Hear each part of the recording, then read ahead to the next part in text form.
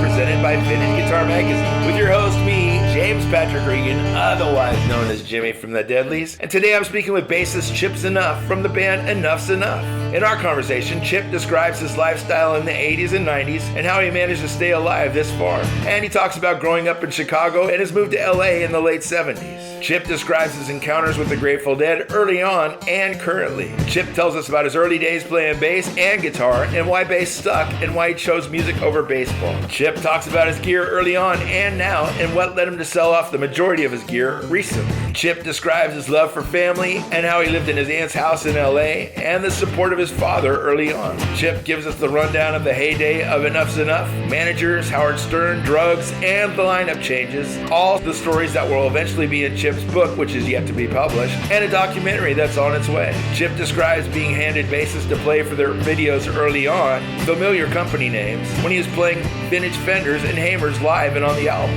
Chip tells us about what he's doing musically recently and the new album Enuff Z'Nuff has out called Extra Cherries.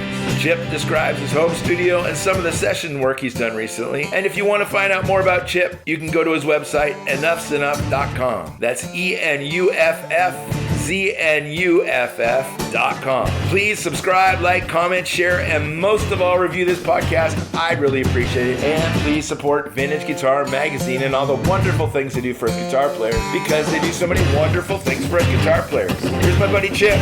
Hey there, Chip. How are you, brother? Good. How are you? Pretty good for my age. How old are you? Old enough to know better, young enough to do it again. Oh, very good. Again. Age-wise, I was born. I think I believe I'm the same age as you. Oh, yep. Probably. Well, I think we're pretty close. You and I. You, what are you, 50? No, I had a decade. We're pretty close to each other then. That's good. Yeah. Bravo. We're both staying alive and celebrating life. Exactly. How do we manage that? Well, James, I think it's a miracle that we did. To be honest with you, the lifestyles that I've lived has certainly been challenging. So I don't know if you've went through the same thing I've went through, but I could imagine if you love rock and roll and the music industry as much as I do, that you found yourself behind the eight ball quite a few times, no pun intended. Yes, exactly. You grew up in Chicago or outside of Chicago? Yeah, Chicago, Illinois. That's right. I graduated from Brother Rice High School. And immediately after graduating, I jumped in an old 1968 Chevy van and drove to Los Angeles and lived at my aunt, her little house that she had in Norco, California, and put together a band called D-Generation with Peter Blast, Dick Kreppen, and Ray Zor. And we went in the studio, made a record, and moved to Las Vegas to play some shows. And one of my first gigs after high school were opening for the Grateful Dead, Boss Gags, believe it or not. No way. Wow. And I've been chasing the carrot ever since then, my friend. Well, we had what helped me chase that carrot was we stayed at this person out there that was living in Las Vegas. They had their father owned the Las Vegas Mirror newspaper, and one of the guys in the band was dating their daughter. Okay. So we all moved into this beautiful complex and lived there, and we lived on LSD 25 for about 3 months. Oh my God. It was pretty hectic. Yeah. Were you into the Grateful Dead? Oh, no. I am now. As I gotten older, I really respect them, what they do. I admire their stuff, but then not at all. Yeah.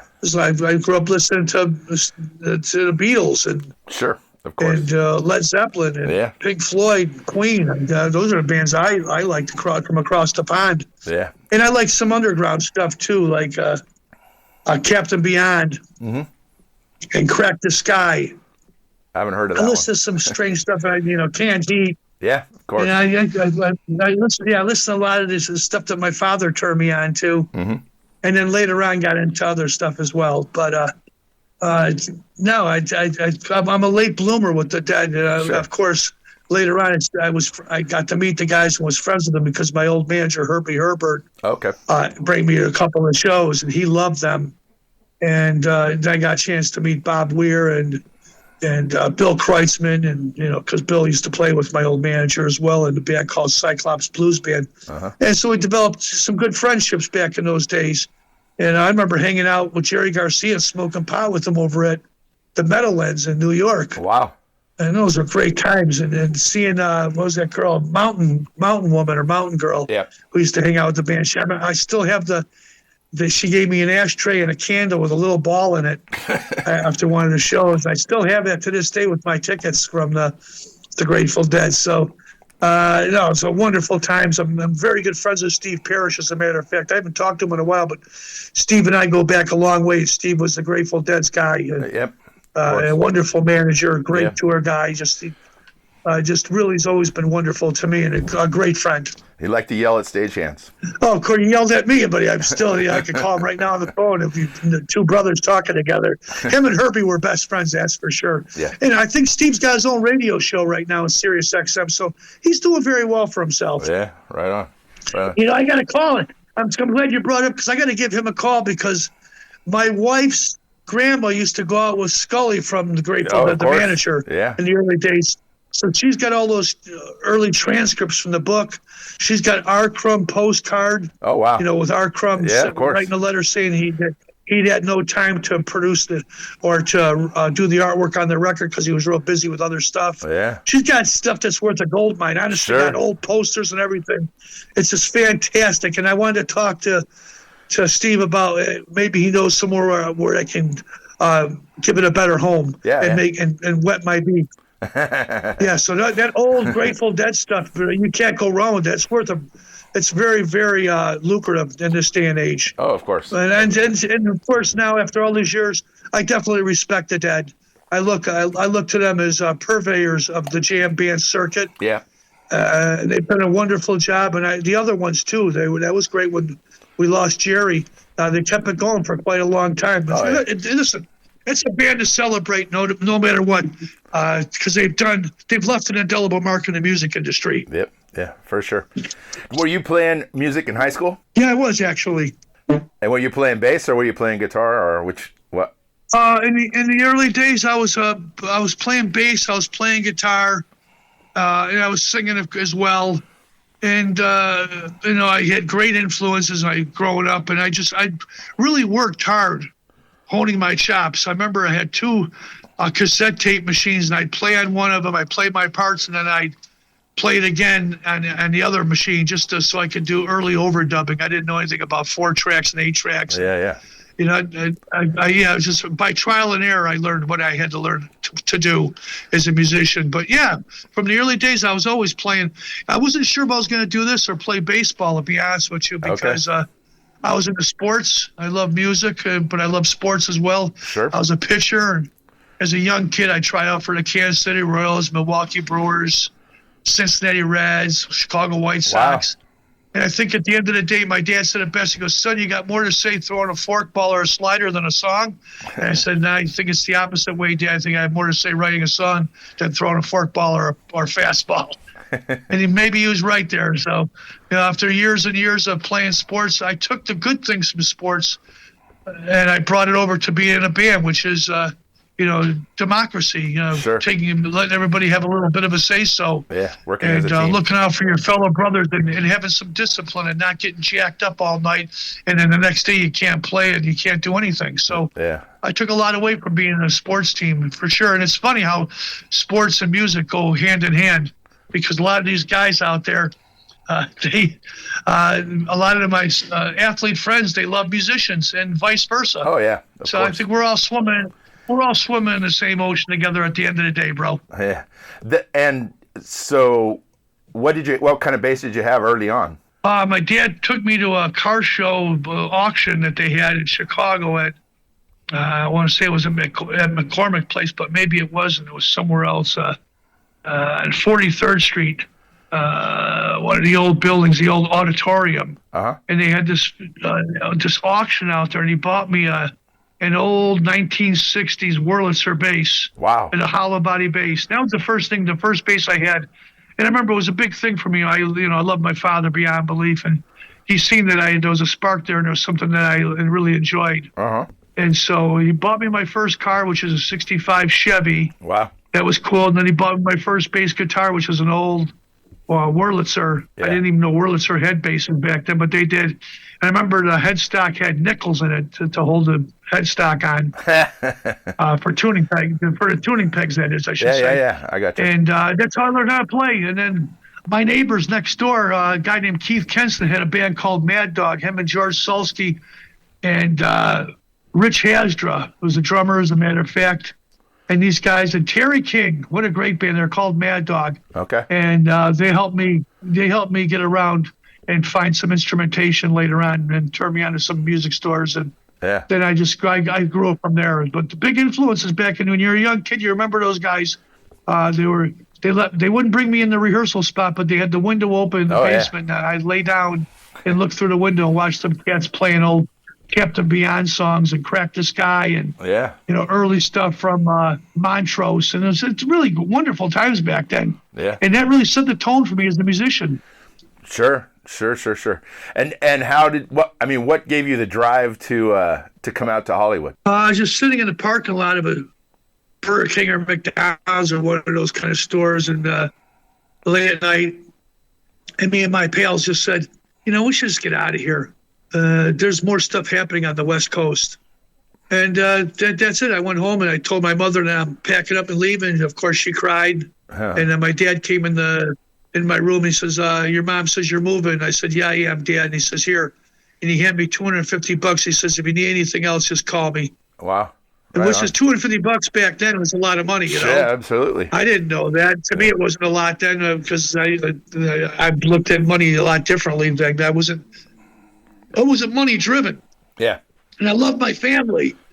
And my sister, Robin, and my little brother, Rick, we were all close family. But I had something to say, and I just knew that if I didn't leave then, I'd be stuck there forever. And I just, I got in the van that night. We drove out to California. It took us about 2 days. Uh-huh. And went right to my father's sister's house, my Aunt Evelyn. Uh-huh. And I moved in with her and my little cousin, Danny DeSlober, who's now a big rock photographer for all the concerts. He's fabulous. Okay. And I lived there for a couple of years, and we rehearsed in that house in Norco, California. Yeah. We had 4 girls on one side, 3 girls on the other side. They'd come over and visit us every single day, watch us rehearse. We had all these songs. The band was called Degeneration. We had Fleetwood Mac's manager that was interested in taking us and getting us a deal.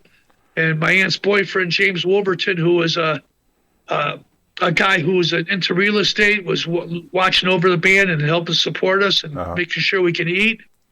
And we had some good times. And the band should have been much bigger, but we found drugs and alcohol much more appealing. And we missed the fourth quarter. That was it. Oh, yeah. And everybody went back to Chicago, tucked the tail between their legs.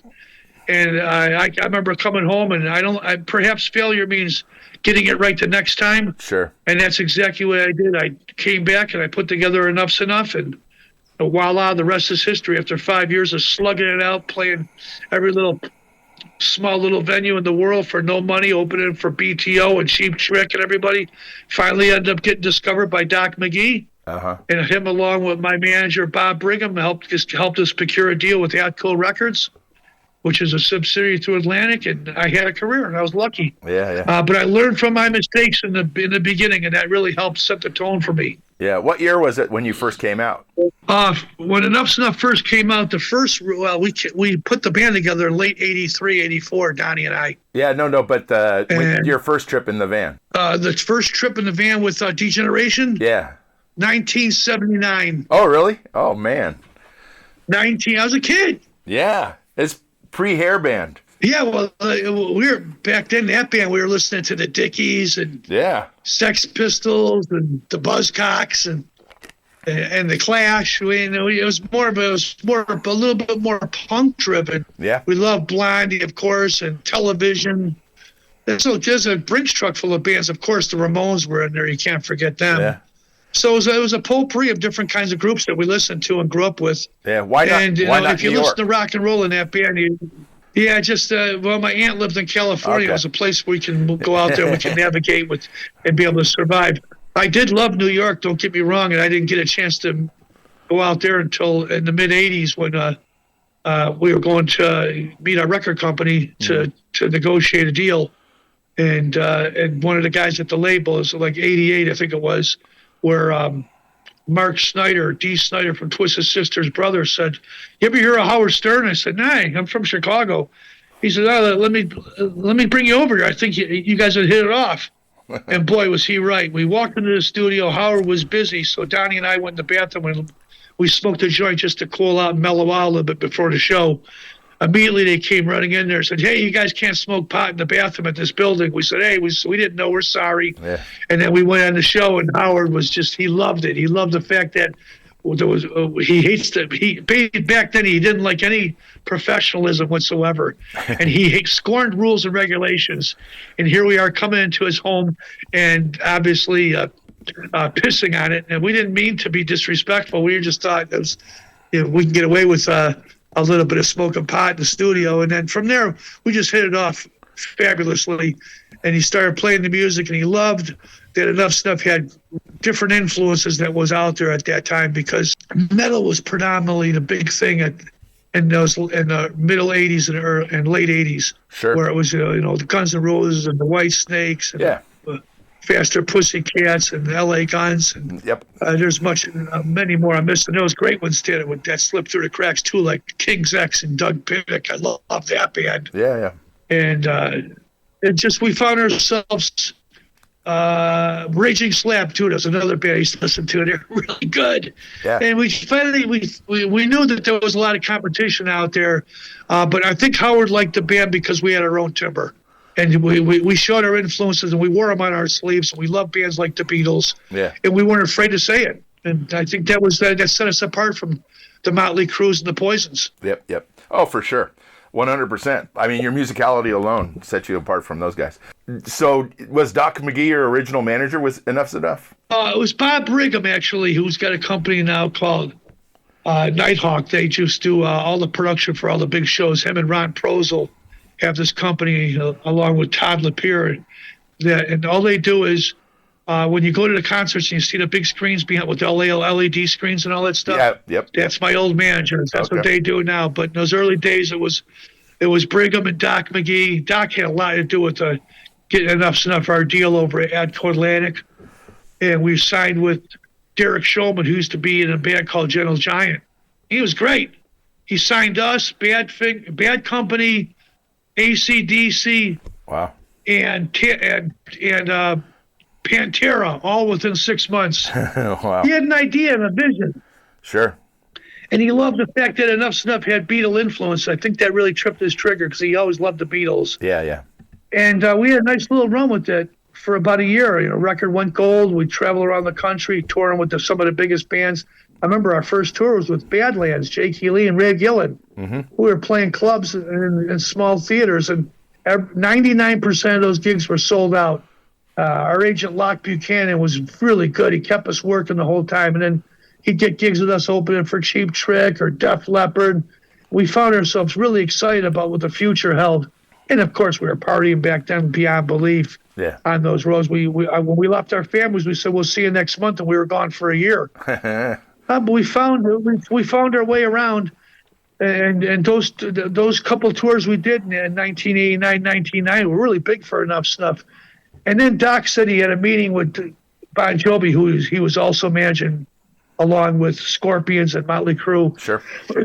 And Bon Jovi basically told him, "Look, I need your undivided attention. You can't be managing all these bands." So Doc came to us. He goes, "Listen, guys, as much as I love managing you cats, I'm getting a lot of friction from John, so I want to give you guys over to who I think is the greatest manager in rock and roll history, and his name is Herbie Herbert." Okay. And that was unbelievable. He passed us over to Herbie, and Herbie managed us all through up until 2000. Yeah. I think Herbie left us in 1998. Yeah. Along with Bob, because he said that we were unmanageable. And they just, meaning Donnie, my brother, was unmanageable because it wasn't me. Because I'm still great. I'm still close to those cats to this day.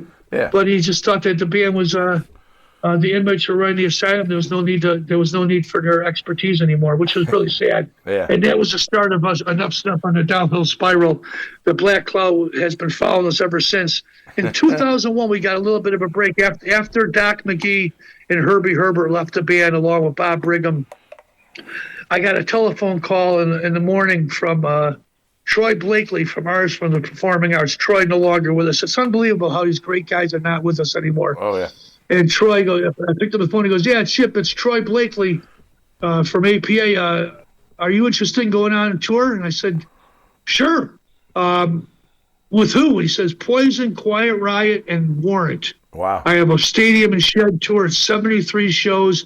The girls in the office, out of the 20 bands that we looked at and pulled straws, picked Enuff Z'Nuff. I said, "Love to do it. It'd be great." Yeah. And the monies weren't great, but we were hemorrhaging at the time. We had nothing going on. The guys were all on drugs. Couldn't even get a hold of anybody. With no cell phones still at that time. This was 2001. Mm-hmm. I remember calling Donnie on the phone and saying, "Hey, bro, what's it?" He goes, "Yeah, what do you want?" Not very happy to hear my voice, evidently. And I go, "I just got us a tour, man, with Poison, Quiet Riot, and Warrant." Click. Dial tone, don't hear nothing. And I was like, unbelievable. Finally, after 3 more tries, I got a hold of him. I go, "Bro, I got the tour for us. We're going to go out with these cats." He says, "Well, we got to talk about it because I can't go out unless I stop at a clinic and make sure I'm okay for these shows." I said, "We'll do whatever we got to do to make that happen." Yeah. And the rest of it's in my book, the whole story, okay, where people can hear the HE double toothpicks that me and the band had to go through. But we ended up doing that tour. I remember I brought out my old 1970 Tweed Marshall 100-watt amplifier. Wow. And I brought a 1969 Chicago police helmet that I got from the riots in '69. Beautiful Chicago police helmet. And a couple of killer jackets and stuff. And a small little drum kit that I had that I found at an antique shop. And I gifted to all the guys in Poison the finest gifts. I wish I could have them back right now. Talk about being an Indian giver. I had the greatest stuff. I gave it away because I was so appreciative of those cats helping us lift that black cloud from us and giving us one more chance to play sheds and arenas. Sure. And the tour was a debacle for us. And it was obviously there was good moments that were there, but we got in trouble. We had a propensity to get in trouble at any single moment on that tour, and we did. But it left an indelible mark, and to this day, I'm still friends with the guys that are alive right now. And it's just some good memories there. And when I put my book out, I'll be sharing all those stories and all those war scars and tattoos of my career and the early times and the middle times of Enuff Z'Nuff, where we found ourselves behind the 8 ball plenty of times, no pun intended. Yeah. So your book's not out yet? No, sir. I think the documentary will come out first. Oh, there's a documentary. It's a documentary. It comes out next year that we've already shot. It's fabulous. I think I saved every DAT tape, every piece of film from 1984 all the way through until now. Yeah. We went through everything. We transferred everything to a hard drive. Yep. The director, Bob Osborne, went through everything, and we cut it all up, and I think we got a nice hour and a half of a documentary showing Enuff Z'Nuff from the early days all up till today, and it's really, really profound. I'm not to sound unmodest, but I'm very proud of it. Yeah, of course. And more importantly, it gets us a chance to celebrate the music of Enuff Z'Nuff. Yeah. How did you get hooked up with Derek Frigo and Vicky Fox? I was on an accident. We had a crew guy in the band that worked with us. His name was Jeff Pishaw. We called him O'Darby. And we were looking for a drummer for a while. And he goes, "Hey, man, you got to get my cousin. He's great. He's in a band called Lickety Split." And I go, "What's his name?" He goes, "Vicky Fox." I go, "All right, you know what? Send him over to my pad." I lived at his place called in Blue Island, it's 2231 Prairie, where we did a lot of our demos in the early days. If you get the Enuff Z'Nuff rarities on demo records, you'll see all that stuff, and all the history's printed on that record. Cool. And so he brought Vicky Fox out to my house, and he sat down. He was a beautiful man, had the look of the world. And he played me a cassette tape of his band. And I go, "Who's playing drums here?" He says, "That's me." I go, "Who wrote the song?" He goes, "That's me." I go, "Who told you the parts to play?" He goes, "I just did it myself." I go, "Okay, you want the gig?" He says, "Yeah, I do." I said, "All right, you're in the band. We have rehearsal next Monday over at Trust Rehearsal in Chicago on Grand Avenue." He goes, "Okay, great, bro." We hung out for a little while. That was it. That was the audition. He never hit one drum, didn't do nothing. He looked so good, sounded so good. Such a good cat. Yeah. I just had a wonderful vibe and he had a great electricity about him. And then Derek Frigo, that was on accident. We had a great guitar player before him, a guy named Alex Kane. He used to be in a band called Holland. He went out later on to join Life, Sex, and Death and co-write those great songs that have influenced Marilyn Manson, and Slipknot, and all these bands. Yep. And he was the guy in the band. He was writing the songs and playing with us. It was fantastic. And we were at Royal Recorder Studio doing the demo tapes, and it was the management company that said to me, Chip, this guy's yelling, saying he's more innovative than Eddie Van Halen. And I go, well, he's got his own timbre. You got to say that much. And they said, we want to bring another guy in to play some of these guitar solos. And I go, who's that? And they go, a guy named Derek Frigo used to be in a band called Le Mans. They go, no, guys, I'm not interested in that. I can't babysit that fucking guy. I know he's good, but I like the gang the way we have it right now. And he said, Chip, we're paying for the recording time. We're paying for the studio for you. We just asking you, let him come down and play a couple songs.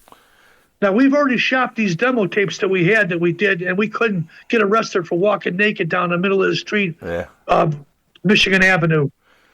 So I had no choice. I was bullied into it. Yeah. So I said, okay, let's bring him down. So he came down 2:00 in the morning. Our friend Dan Davis showed up with an ounce of cocaine. We had a bunch of cocktails. There was some prostitutes with the guys. It was a debauchery of a session. But Derek went in there and played his solos on New Thing, Fly High, In the Groove, and For Now, and Babe, and I think there was one other song too. Maybe Indian Angel. 5 songs he played guitar, just the solos. Yep. We kept all of Alex's guitar parts on there because it'd be too hard to pull all that stuff off there. Sure. They went down. Derek Shulman happened to have his band. I guess there was a band was in the studio recording over there, and then they found out that Doc McGee was bringing Skid Row into the studio as well. So Doc came down there, and we took the cassette tape with the stuff with Derek playing the solos. We played it from him, and he goes, this is really good, you guys. Let me give it to my guy over at Atco Records. He just signed Cinderella and Bon Jovi, and I think he might be interested in working with you cats. And so we sent it. I mean, these are the same demos we just sent out with the band the way we were. Yeah. And we couldn't get a deal, but now all we had was a different guitar solo. That was it, guys. A month later, we had deals from every single record company. Wow.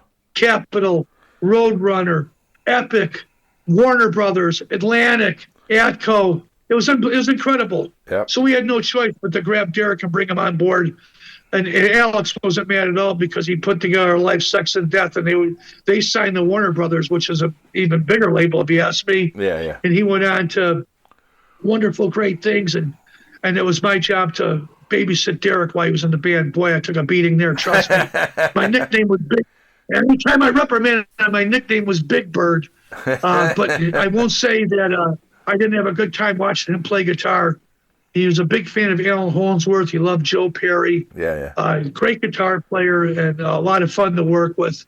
It's just there was quite a few hiccups within his time in Enuff Z'Nuff, especially between him and Donnie, because they both had substance abuse problems. Okay. And when he did leave, I definitely shed a tear when Derek left the band, because he was a big part of our sound. Yeah, yeah. And I think we lost something. When he left, Enuff Z'Nuff lost a step for sure. We had the songs. Donnie and I were writing the songs. Yeah, yeah. But I think we lost a little bit of a step when he sashayed, because he was a big part of our timbre. Yeah, of course, of course.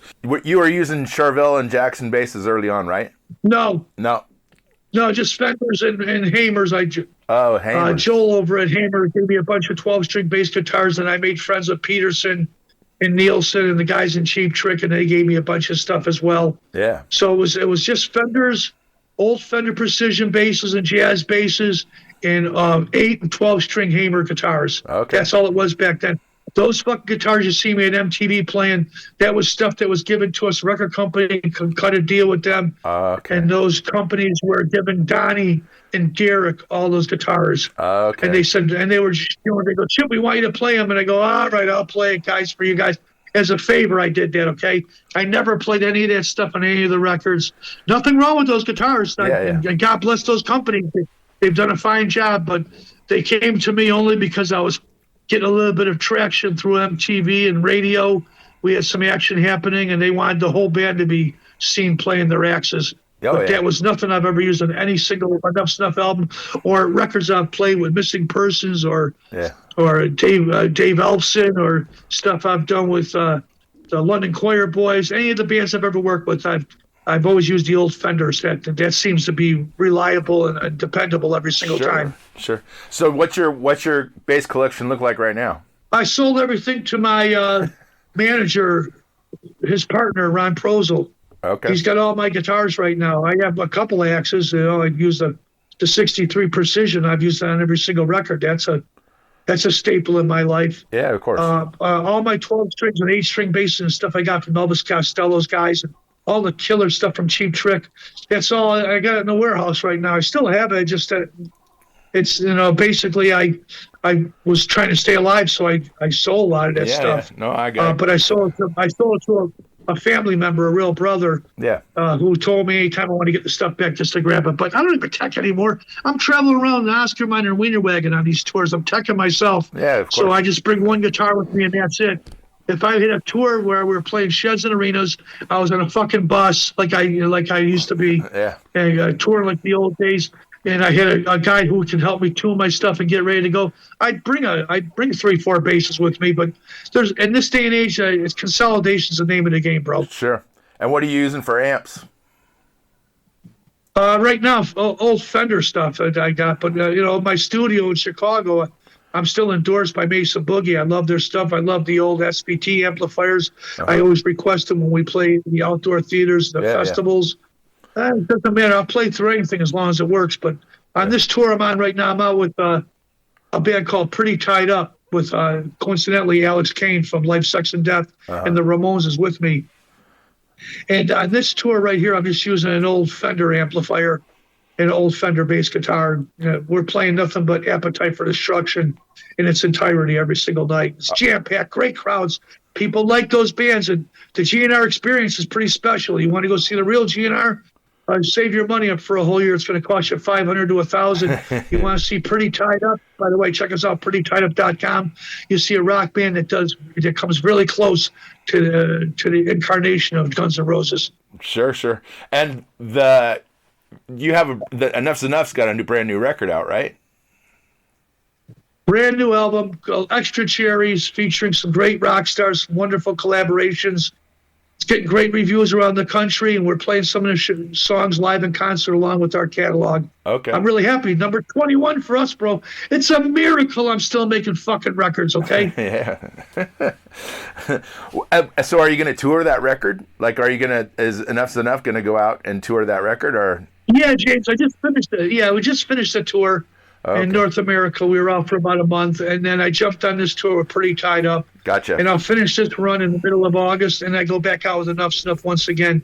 And a lot of gigs, a lot of summer fest, and I think October is a big long run from October through November with Trickster. Oh, okay, cool. So it'll be nice. A nice little package. They have a new record coming out as well. Yeah. So yeah, we'll be out touring the rest of the year. No doubt about that. Yeah. And I'll be playing songs off the Extra Cherries record in the set list. No Cold Feeling. You get heavy metal in there. Yep. Mixed in there with Mood Thing Fly, Michelle Baby Loves You. And perhaps some of the songs off our Beatle record too, James. All right on. We did a Beatle record 4 or 5 years ago called Hard Rock Night. It's Beatles songs from 1967 through 1970. Right on.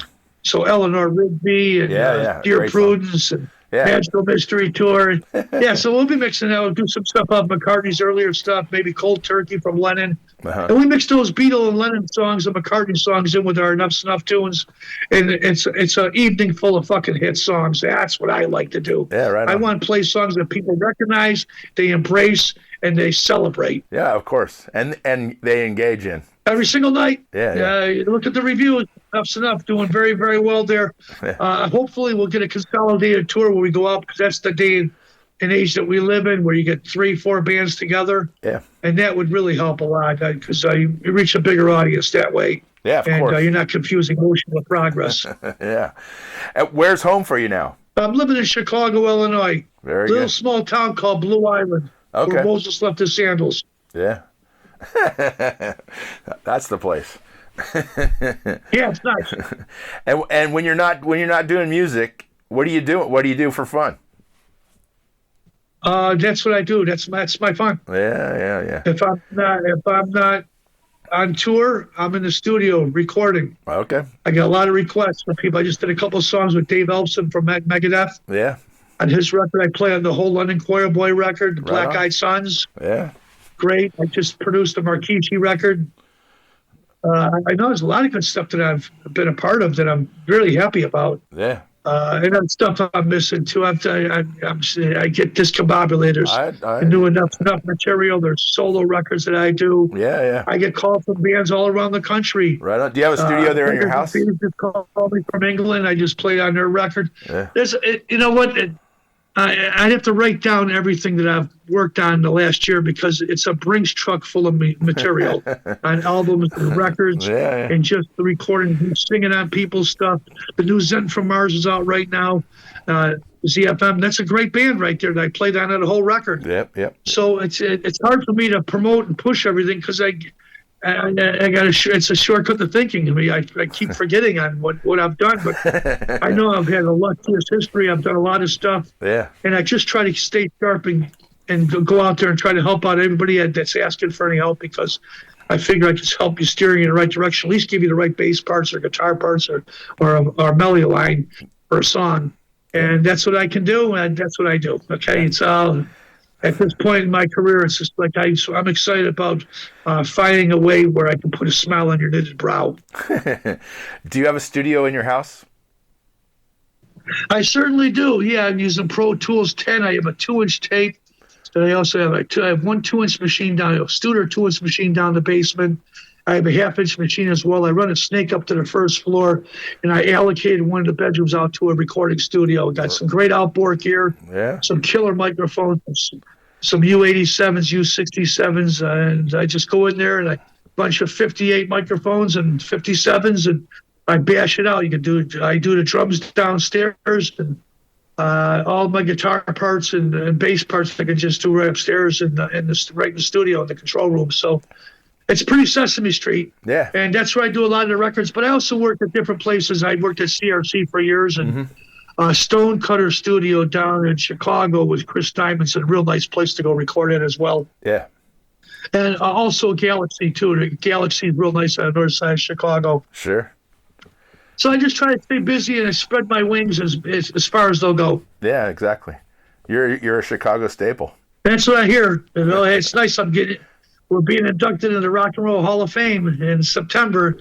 Right. Illinois Rock and Roll Hall of Fame inducts Enuff Z'Nuff, Smashing Pumpkins, Disturbed, Richard Marx, Ed East, and a couple other great illustrious musicians that are out there too. We're all playing a couple songs. Oh, right on. So I'm pretty happy about that too, James. It's a nice feather in our cap. Yeah, absolutely. Well, it's been wonderful talking to you, Chip. I really appreciate this. You're giving me this time. And I'm in Northern California, and hopefully if you ever get out here. Thanks, James. God bless you and your family, and I'll catch you. Absolutely. Yeah, come see us, please, would you? Oh, I'm coming to see you for sure. All right, buddy. God bless you. Likewise. Thanks again, bro. Yeah, Cheers. my pleasure. Bye-bye. Bye-bye.